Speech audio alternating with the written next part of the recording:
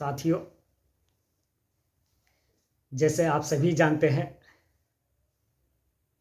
कि मदरसा आधुनिकीकरण का स्थायी संचालन को लेकर लगातार मांग तेज होती जा रही है। उस पर आज चर्चा करेंगे। अभी 2 दिन पूर्व एक इंटरव्यू में माननीय मंत्री दानिश आज़ाद अंसारी साहब ने मदरसा शिक्षा को लेकर क्या कहा, इस पर भी अहम बात करने जा रहे हैं साथियों। तीसरी एक अहम चीज़ जो आप लोगों तक पहुंचा रहा हूं, इलाहाबाद हाई कोर्ट का जो लंबित बकाया में मानदेय के लिए पेंडिंग फाइल थी, उस पर आज विस्तार पूर्वक चर्चा करने के लिए जा रहा हूं साथियों। वीडियो में अंत तक बने रहें और जो टीचर्स चैनल पर नए हैं चैनल को सब्सक्राइब जरूर कर लें, क्योंकि आज की वीडियो बहुत इम्पोर्टेंट है। क्योंकि इसमें 4306 जो लखनऊ बेंच में टीचर्स शामिल हुए थे उस पर भी आज मैं डिस्कस करूंगा। इसलिए साथियों वीडियो को अधिक से अधिक शेयर भी कर दें ताकि हर टीचर तक, उत्तर प्रदेश के 22,000 मदरसा टीचर तक ये वीडियो पहुंच जाए। साथियों, जैसे कि मैंने पहले ही बताया था आपको कि योजना का स्थायी संचालन करने के लिए माननीय मंत्री जी इस स्कीम को लगातार देख रहे हैं और होनी भी चाहिए साथियों। माननीय सर्वोच्च न्यायालय की गाइडलाइन के अनुसार जब से वो आदेश पारित हुआ, राज्य सरकार की हलचलें तेज हो गई हैं। मंत्री जी संजीदगा हैं, इसको लेकर गंभीर हैं। अभी 2 दिन पूर्व माननीय मंत्री जी दानिश आज़ाद साहब ने अपने इंटरव्यू में, हालांकि वो इंटरव्यू बहुत लंबा था, लेकिन उसका कुछ अंश जो मैं आप लोगों तक बता रहा हूं वो क्या था, मुख्य था। माननीय मंत्री जी से जब पूछा गया था कि मदरसा शिक्षा और मदरसा आधुनिक टीचर्स के लिए बदहाली के लिए कौन जिम्मेदार है, आगे का रास्ता क्या होगा, तो माननीय मंत्री जी ने साफ स्पष्ट कहा साथियों कि हमारी उत्तर प्रदेश की योगी सरकार, माननीय प्रधानमंत्री नरेंद्र मोदी जी की सरकार मुस्लिम समाज के लिए, उसके उत्थान और विकास के लिए हमेशा तत्पर रही है। उन्होंने हमेशा डेवलपमेंट की बात की है। माननीय मंत्री जी जब योगी से मुलाकात की थी तो उन्होंने स्पष्ट कह दिया था कि आप इस स्कीम को देखें और पूरा इसका जो प्रस्ताव है उसको तैयार कीजिए ताकि हम 22,000 टीचर्स की समस्या को हल कराया जा सके। साथियों, ये अपना आप में बहुत बड़ी कामयाबी की बात है जब एक राज्य के मंत्री किसी सार्वजनिक मंच पर, स्टेज पर, या एक अखबार के माध्यम से या चैनल के माध्यम से, इंटरव्यू के माध्यम से जब इस बात को संदेश देते हैं तो कहीं ना कहीं एक ताकत, ऊर्जा मदरसा आधुनिक टीचरों को मिलती है साथियों,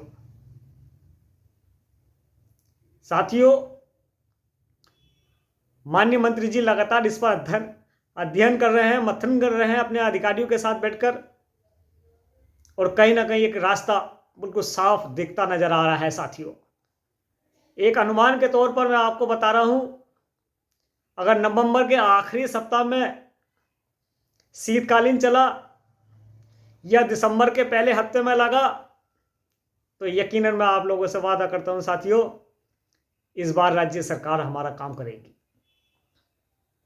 और होगा। मुझे उम्मीद है पूरी। आप लोगों से दुआओं की दरखास्त रहता है साथियों, बेफिक्र रहें, चिंता करने की आवश्यकता नहीं है, क्योंकि अब चिंता करने का वक्त, समय निकल चुका है साथियों। ये बहुत इंपॉर्टेंट बात थी कि माननीय दानिश आज़ाद अंसारी साहब इस पूरी स्कीम को देख रहे हैं।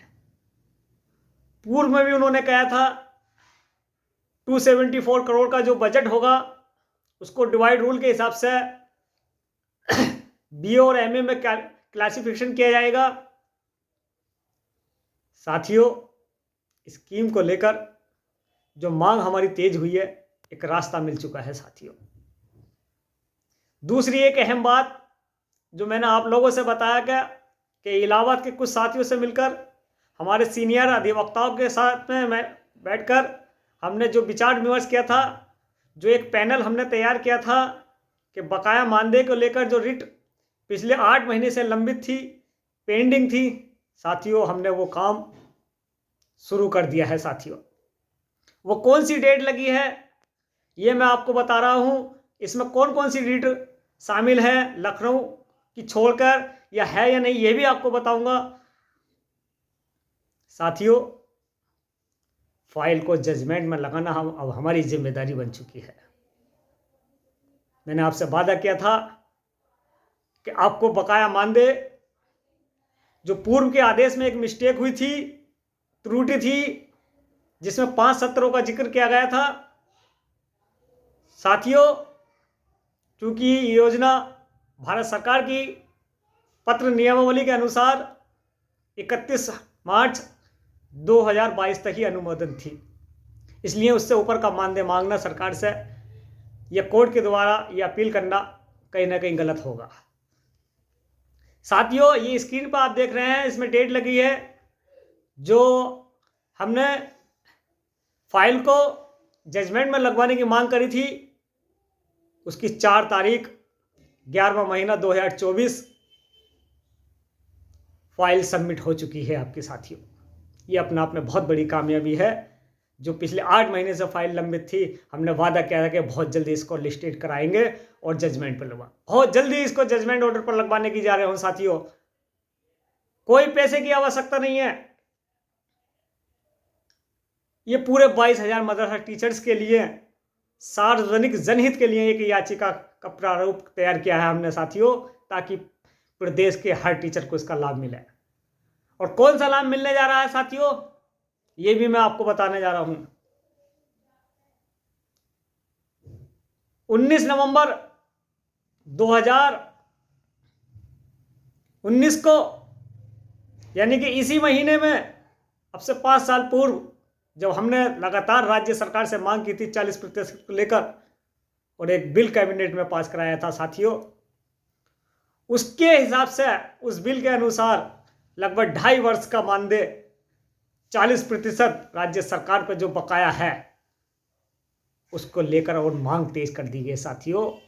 और बहुत जल्द इसी महीने ये जजमेंट भी आपके फेवर में आने वाला है। जो पूर्व की प्रथम बेंच ने इलाहाबाद ने दिया था, वो आदेश भी आपके फेवर में आएगा। लेकिन अहम चीज आदेश की नहीं है साथियों, आदेश तो 100% हमारे ही हक में आएगा। ये मैं पहले भी बता चुका हूं आपको। जो प्रथम बेंच का आदेश था, जिसमें राज्य सरकार ने पुनर्विचार याचिका दाखिल की है, वो पुनर्विचार याचिका 100% खारिज होने के लिए जा रही है साथियों। बकाया मानदेय का रास्ता तो सीधा ही है। बात सवाल इस बात का नहीं है, सवाल अहम चीज इसका है, जो गाइडलाइंस माननीय सर्वोच्च न्यायालय से चल के आई है, वो गाइडलाइंस इसी कोर्ट में हम कराने के लिए जा रहे हैं साथियों। एक दिशा निर्देश, एक डायरेक्शन हाईकोर्ट से हम लेने जा रहे हैं सरकार के लिए,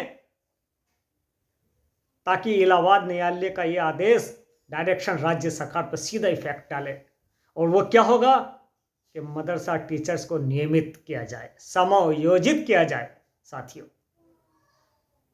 क्योंकि हम मॉडर्न एजुकेशन देते हैं और सर्वोच्च न्यायालय के अनुसार रिलीजियस एजुकेशन के साथ मॉडर्न एजुकेशन बहुत अनिवार्य है, कंपलसरी है। लेकिन अफसोस साथियों, इसमें एक चीज है, वो ये है कि पूर्व में लखनऊ बेंच में 4306 जो रिट याचिका थी, उस पर इस आदेश में ये शामिल नहीं है। इलाहाबाद वाले कोशिश की जा रही है। कल ही हमने एक सूची और लखनऊ को में जो टीचर्स है उनकी निकलवा दी है। आप वो सूची भी मेरे पास दे सकते हैं, मैं व्हाट्सएप पर फॉरवर्ड नहीं कर सकता, इसलिए इससे तिफरका फैल सकता है साथियों। आप मेरे नंबर पर कॉल कर, या व्हाट्सएप नंबर ये है मेरा, इस पर एक मैसेज डालना और आप अपना नाम चेक करा सकते हैं। निःशुल्क, कोई इसका कोई पैसा नहीं लिया जाएगा। आपके हमेशा के लिए हमने निस्वार्थ होकर काम किया है साथियों। लेकिन 43-0 को क्लब कराना, ये भी एक हमारी जिम्मेदारी है, ताकि लखनऊ बेंच के जो साथी थे वो मायूस ना हो। क्योंकि इसमें बहुत सी रीटें हैं साथियों, मैं आप लोगों तक पहुंचा दूंगा ये रीटें कौन कौन सी शामिल है इलाहाबाद में, और किन किन याचिकाओं पर सुनवाई होनी है, जजमेंट में फाइल कब लगेगी। एक आदेश मदरसा टीचर के फेवर में हम कराने गए हैं साथियों। जो लोग 7-8 महीने से घर पर बैठकर तमाशा देख रहे थे, लेकिन एक हमने जब से इस सिस्टम को संभाला है, एक पैनल तैयार किया था टीचरों का, कुछ साथी लखनऊ के थे, कुछ इलाहाबाद के थे, सबका मशवरा हुआ कि एक जनहित के रूप में ये काम किया जाए, निःशुल्क काम किया जाए। आज उस पर हम कहीं ना कहीं कामयाब होते नजर आ रहे हैं साथियों।